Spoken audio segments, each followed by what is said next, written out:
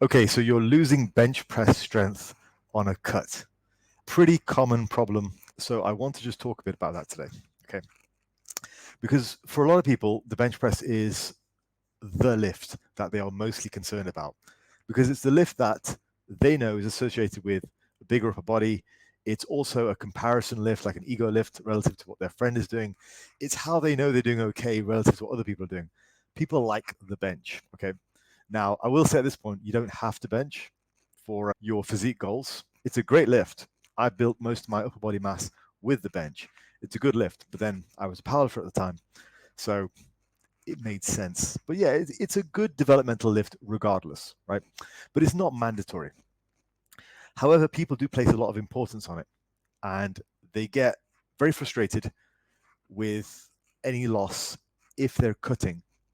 And as a result, that frustration can bleed over and affect the cut, can affect their weight loss, just affect their mentality, can just get in their heads, and then they end up getting impatient, they end up getting frustrated, and it can be a problem. Okay, so I want to just address why it happens, because when I was younger, I would feel the same thing. Obviously, I was a competitive powerlifter, so losing bench strength on a cut was very difficult to deal with. And at the time, I didn't know what I know now about why we lose bench strength. I genuinely thought as soon as I drop into a deficit or after a few weeks, I was losing chest mass and shoulder mass, even if the rest of my body was gaining strength. So let's say my squats, my leg presses, my deadlifts were still going up, but I was losing bench strength. I would actually think, like we're talking 15 years ago, 20 years ago, I would actually think my body is preferentially breaking down chest and shoulder mass. I know now that's not the case. Now, we are going to move forward with this discussion with the assumption that everything else is still going okay. All right. So your leg work, your back work, still going fine, either maintaining or going up, but also your other chest exercises, such as machine work, pec deck, cable crossover, maybe even dumbbell bench, machine chest presses. We're going to assume that all those are still going up or at least maintaining on this cut. But it's just that stubborn bench press, which is where we all have a degree of emotional attachment. No, I don't anymore. A lot of people do.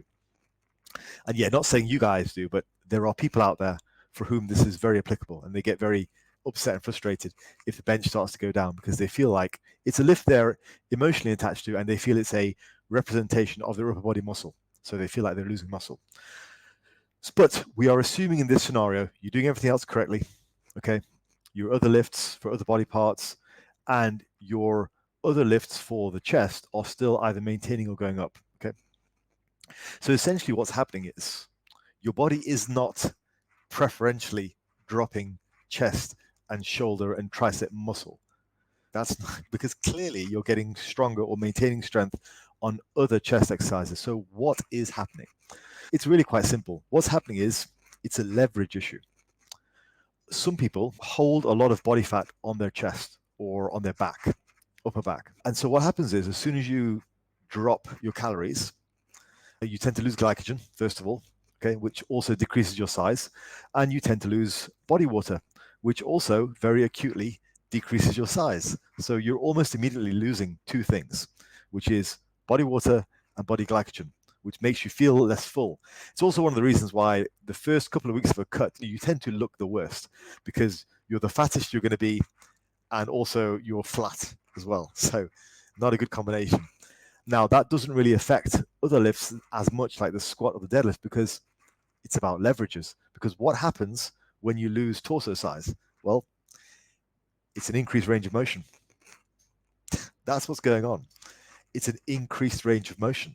You might get an additional 1 inch range of motion because your torso is reduced in size. So the distance you have to press the bar back down to your chest is that much more, like an inch more, in the hardest position.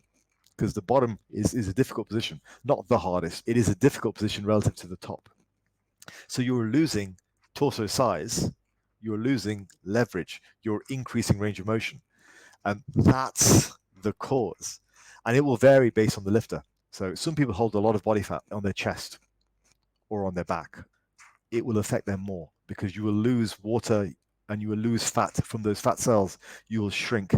And again, it's a water glycogen thing almost immediately. If you lose a certain amount of strength almost immediately, that's a water and glycogen thing. It's not muscle mass at all. It's not actual contractile tissue, right? It's just water and glycogen. You lose size, therefore it's an increased range of motion. That's why you're still able to get stronger on leg and back work, but also other chest exercises. Your body's not going to preferentially break down muscle in a certain area. It's not going to think, okay, I'm in a deficit, time to just shred those chest and shoulders. It's not how it works. Assuming you do everything correctly, eat enough protein, train hard on a balanced routine, you're going to be fine. So in terms of who I find this affects the most, it's usually those mid-sized lifters who are maybe skinny fat. Guys who have bad, I guess, fat proportions. So they hold a lot of body fat on their chest, on the stomach. Skinny fat kind of is the way to describe it. People who have bad fat patterns. People with very uniform fat disposition, they tend to be okay. I've worked with some guys who are 20, 30 pounds overweight, but they have a good fat distribution all around their body. They don't tend to lose as much. It's the guys who appear to have the little man boobs, the little belly, and smallish everywhere else. They tend to lose the most, which is the most depressing because those are the guys who are often the weakest. So as soon as they start a cut, they go, oh, what the hell? There's an argument to be made that they shouldn't be cutting in the first place. Goals are goals. So it's the mid-size, skinny fat lifter who tends to lose the most, which is depressing because those are the guys who are physically in the worst shape anyway. They're not super lean. They're not super jacked. So they get a bad deal. The leaner guys don't tend to lose much. If you're dropping the last 10 pounds of body weight, let's say you've been on a cut already, let's say you start a cut really lean, you're not going to lose much. If you do lose any strength, then it might be a case of genuine muscle loss, which shouldn't happen really, assuming you program correctly. And if you don't know how to do that, then get with a coach, link in the description. Hi. Also, conversely, the very big guys, the very fat guys, they don't tend to lose much either because there's just so much of them. So they can usually keep it up for a while. It's when you get to that skinny fat, small but fat kind of stage, those are the guys who tend to lose the most. And it's the biggest worry for those guys. Anyway, I wanted to keep this video quite short, so let's look at some fixes. What are the fixes? Firstly, relax. Don't expect muscle loss to be a thing. Just relax. Carry on doing what you're doing and try and have a good workout. If you start to get frustrated, and you have a choice to get frustrated or not. Don't get it twisted. Nobody's getting in your head and frustrating you. You have a choice on how to react to a situation.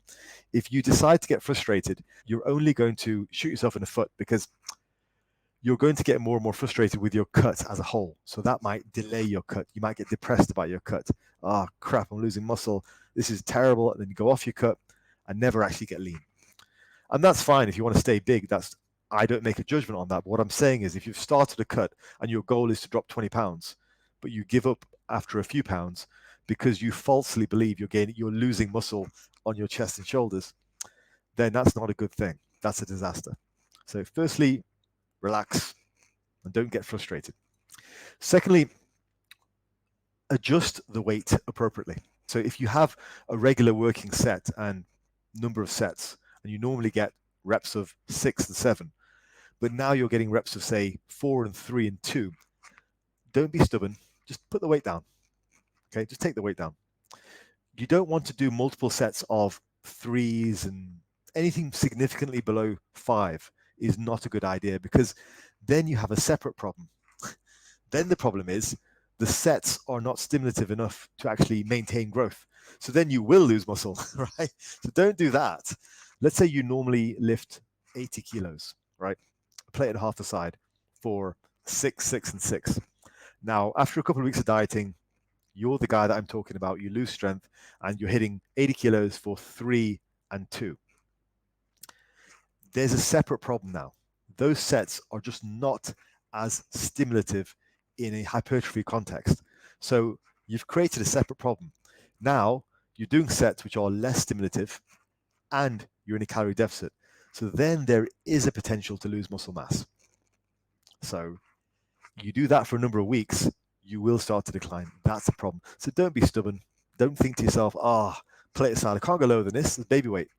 No, you'll gain all the strength back and more as soon as you start to eat more again. So just reduce the weight appropriately. It's fine. Make sure you get at least 5-ish reps per set. That's pretty safe. Now, the second thing to do is to hydrate properly. Okay. because some of this will be, like I say, water loss. As you drop your calories, you will lose body water. Now, it still surprises me how many people, not you guys, because you're all very intelligent people, right? But it still surprises me how many people get this wrong. Hydration is not just water. Come on, guys. I've been on YouTube now for 2.5 years, I think. You should know this by now if you're watching my work. Hydration is not just water, it's also electrolytes. And you will lose electrolytes via a process called diuresis when you drop calories, because you're taking in less electrolytes. Your body is releasing fat stores, releasing glycogen to be burned up for fuel. And as a result, you'll drop water. With that water will be electrolytes. So you have to be hot on your electrolytes. Okay. I have done videos in the past on this issue. So hydrate properly. And that's not just water. That will ensure you stay full as you can. And the final thing I think is pre-workout nutrition is probably something to consider, just to ensure you're getting something in your bloodstream to give you a bit more pep as you go through the workout. So perhaps trying to leverage some of your carbohydrates around your workout might be a strategy to mitigate some of it. Some of that's mental, some of that is physical. It's not going to be a completely physical solution because, well, glycogen in your muscles, it takes time to replenish. And also it stays around until the next time you burn it off. So it may be more of a psychological thing, but anyway, I found it helps, just my experience. 4 fixes. First of all, relax. Don't get frustrated, because then you may potentially just go off your diet and that'll be a disaster, okay? Because you're not losing muscle. Secondly, reduce the weight appropriately if your reps start to fall off. Thirdly, hydrate properly. And fourthly, consider peri-workout nutrition like carbohydrates around your workout as a potential physical/psychological assistance. But finally, I just want to say, look, you're on a cut.